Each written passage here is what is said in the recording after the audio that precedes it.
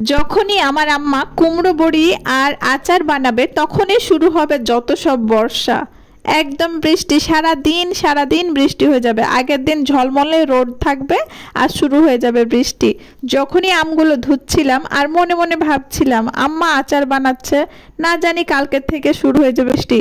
যে ভাবা সেই কাজ, একবারে শুরু হয়ে গেছে বৃষ্টি। আসলে কপাল লাগে, সব কিছুরই ভাগ্য লাগে। দেখলাম খুবই ঝলমলে রোদ, কিন্তু শুরু হয়ে গেল বৃষ্টি। হ্যালো এভরিওয়ান, আসসালামু আলাইকুম, welcome to my new blog. যারা আমার পেজটিকে এখনো ফলো করেননি অবশ্যই ফলো করে দিবেন। তো দুপুরে আম্মা রান্না বান্না করে নিল কি যে আজকে আচার বানাতে হবে, আর কিছু আম রান্না করে ফেলেছে। কারণ বেশি রান্না করার লাগে না, বেশি রান্না করলে নষ্ট হয়ে যায়। যেহেতু আমরা দুইজন মানুষ সেহেতু এভাবে খেতে হয়। আমার বোন তো এটা খাবে না, ওটা খাবে না, সেটা খাবে না, এই জন্য তেমন কোনো কিছু রান্না করতে পারে না। 2-3 পদের রান্না করে, এটাই যথেষ্ট। তো খেয়ে নিলাম দুপুরে। দেখেন কতটা ঝলমলে রোদ। আম্মা ভাবলো আজকে রোদ, একটু বৃষ্টি পড়েনি, সেহেতু একটু আচার বানিয়ে নিই। কারণ আচার বানাবো বলে বানানো হয়ই না আসলেই। যেহেতু আম্মার হাতটা কেটে আছে সেহেতু আমাকে একটু আম্মাকে হেল্প করতে হবে। কিন্তু আম্মা যেগুলো কাজ করতে পারছে সেগুলো করে করে দিচ্ছে। আমাকে আমের আটিগুলো ছড়িয়ে কেটে দিচ্ছে, আর আমি পুরোটা ছিলে দিয়েছি। আর আমাদের বাতাবি লেবুগুলো দেখেন কত বড় বড় হয়েছে। আর আমার ছোট ভাই ন্যাড়াটা একলা হেঁটে বেড়াচ্ছে, তো আমি ওর ভিডিও করে ফেলেছি, ও জানেই না। তারপরে তো আমি বলছি আম্মাকে, যান, আপনাকে আর কাজ করা লাগবে না, আমি বাকিগুলো কাজগুলো করে ফেলছি। তো আমগুলো আমি আস্তে আস্তে ধুয়ে ফেললাম, কারণ আমরা বাইরের কলে করি, ভেতরের পানি জমে যায় আর ময়লা টয়লা পড়ে নষ্ট হয়। এই জন্য বাইরে একটু বেশি কাজ করা হয়। আর আগেকার মানুষরা বাইরে একটু কাজ করতে বেশি পছন্দ করে, বলে বাড়ির ভিতরে একটু নোংরা হবে, এজন্য বাইরেই কাজ করিয়ে নেয়। আমার আম্মা যা বলে তাই, না বললে আবার রাগ করে, এজন্য যেটা বলে সেটাই করি। আমার শাশুড়িও এমন। আসলে সব মাগুলো আগের এরকমই চিন্তা ভাবনা।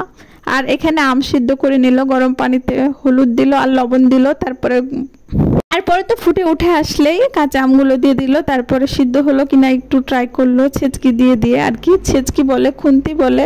তো দেখলো যে সিদ্ধ হয়ে গেছিলো, তো নামিয়ে নিল। আর এখানে ছিল মজার বিষয় হচ্ছে এটা ফ্যানের দুইটা মানে পাখা না, আসলে মানে ফ্যানের এগুলো দেখতে বুঝতেই পাচ্ছেন, ফ্যানের এগুলো কি বলবো আর কি, মানে ঢাকনা আর কি।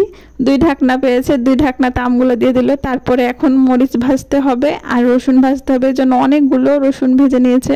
এখানে প্রায় আধা কেজির উপরে রসুন ছিল, আর এক পর উপরেই ছিল শুকনো মরিচ। এগুলো দেখেন কতটা সুন্দর করে ভেজে নিয়েছে, দেখে লোভ আসছে। আসলে শুকনো মরিচ ভাজা দেখলে জিভে জল চলে আসে।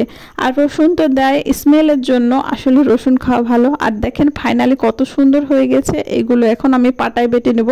দেখেন আমি সবগুলো পাটায় বেটেছি, হাতগুলো একটু জ্বলছিল। তারপরে আমি আম্মাকে হেল্প করেছি, যে আমি আমার আম্মাকে একটু হেল্প করব, কাজ করব, সাহায্য করার চেষ্টা করব আসলে। তো এখানে সরিষার তেল দিয়ে করছে আর কি। এখানে লবণগুলো দিয়ে দিল, লবণ দেওয়ার পর এখন আমগুলো মাখিয়ে নেবে। তো হাত জ্বালা পোড়া করবে, এই জন্য ছেচকি বলে আমাদের এলাকায়, আর অন্য এলাকায় খুন্তি বলে। এগুলো দিয়ে ভালো করে নেড়ে চেড়ে নিল আর কি। মানে মরিচটা লাগালে আচারটা অনেক সুন্দর হয়, মজা হয়। তো পানি যেহেতু বর্ষার আচার, এখন চুলার উপরে দিয়ে শুকাতে হবে। তো এভাবে করে 2 গামলা মাখিয়ে নিল সব লবণ মরিচ চাটনি দিয়ে আর কি আমগুলো। তারপরে রোদে শুকিয়ে নিবে। তারপরে সরিষার তেল মাখিয়ে আর কি বয়মে ভরে দিলেই সব কমপ্লিট। তো আজকের মতো পর্যন্ত।